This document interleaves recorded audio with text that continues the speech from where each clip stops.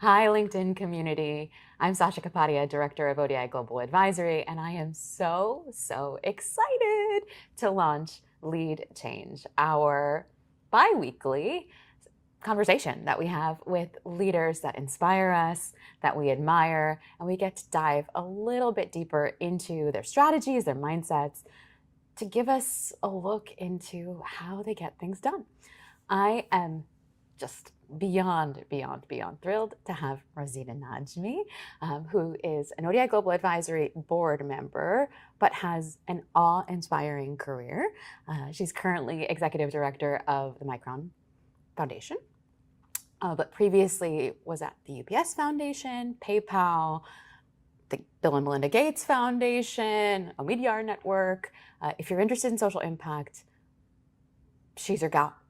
And today, Rosita and I are going to chat briefly about what keeps her up at night and how, she gets things done. So without further ado, Rosita, so excited. Thank you so much for being our first guest. Of course, it's a pleasure. Thank you.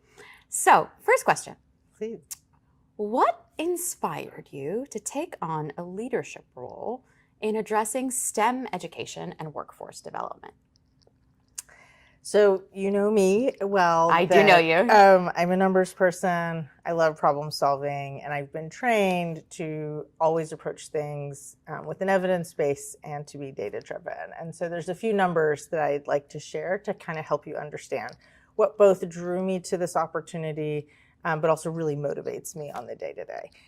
So this week here in Washington, D.C., we have leaders from around the world that have gathered for the World Bank and IMF spring meetings. And one of the numbers that was announced was this gap between the workforce that will be available in the next 10 years globally and then the number of new jobs that will be created. And those two numbers are 1.2 billion young people will be entering that workforce in the next decade and eligible for hire, but only a projected 420 million jobs will be created. So fewer than half.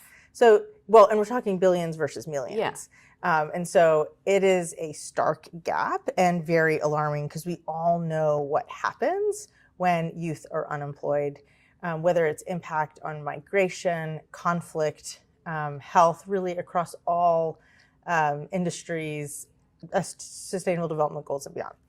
And to make it more real and specific to the world, the ecosystem where I'm currently focusing, which is the semiconductor and kind of broader tech community, there is another similar gap, but in a different direction, which is an anticipated workforce gap when it comes to semiconductor skills. And so at the global level— Very important and in the news, semiconductors these days. That's right. And so at the global level, that number is 1 million, and in the US, that number is 146,000. And so what that means is that by 2030 in the world, we're expecting a shortage of about 1 million people with the necessary skills to advance all that we need for AI to be able to continue and do all the things that we hope it can do. And then in the US, by 2029, we could be facing this shortage of 146,000. So, you know, I like solving tough problems. I hope to make a small contribution towards these numbers as we think about the STEM side. How do we raise awareness? Sure. How do we help people identify there's room for me in STEM? I can contribute in STEM, get them the skills they need. And in many cases, we're going to also have to overcome some social and cultural norms to get people to get in, get the skills, accept the jobs, and have those jobs lead to careers and leadership and innovation in STEM. And then, of course, I've named the numbers in terms of the workforce and employment challenges ahead. I should have said STEM, science, technology, engineering, and math. Yes. Most people know that, but just in case people don't. don't. Yeah. So Rosita, you're talking about really thorny issues, right? Workforce development, skilling, understanding how we better anticipate demand in the world, right? Not only for jobs, but for what people need. So how do you measure your success when working on complex global issues? So I'd start with anytime you're facing a complex situation, first think, how do I simplify this? Yeah. And that often comes down to breaking things down into parts, spacing them out as a way to kind of isolate the variables.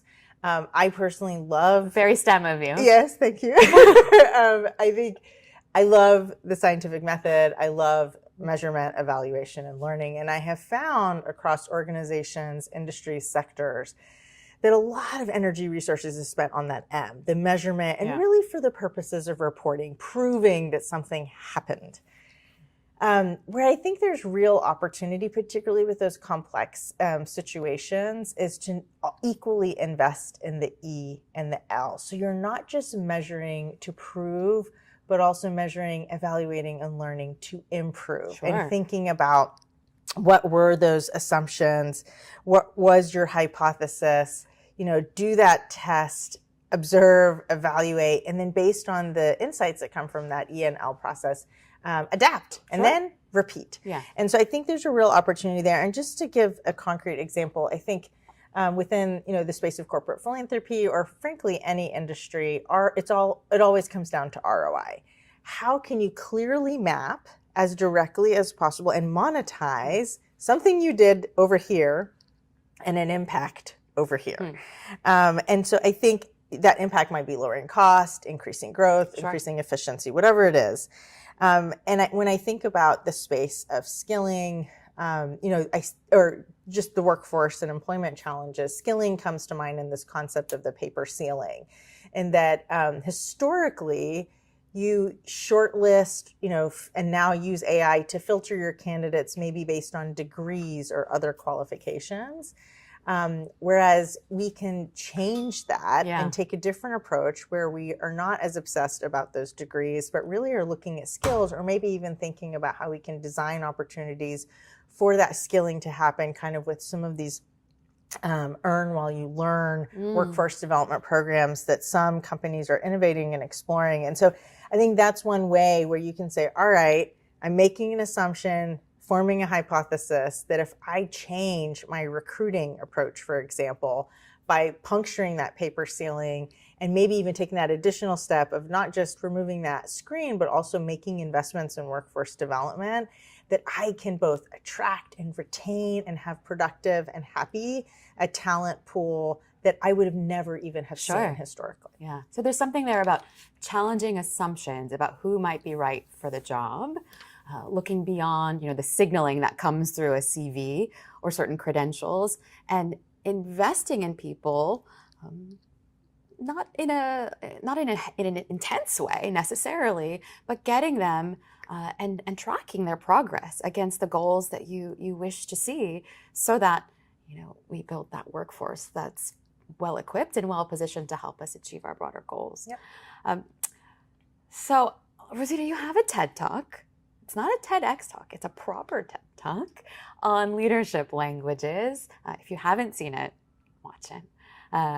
What leadership qualities do you think are essential for driving change? So this is called Lead Change. Yes.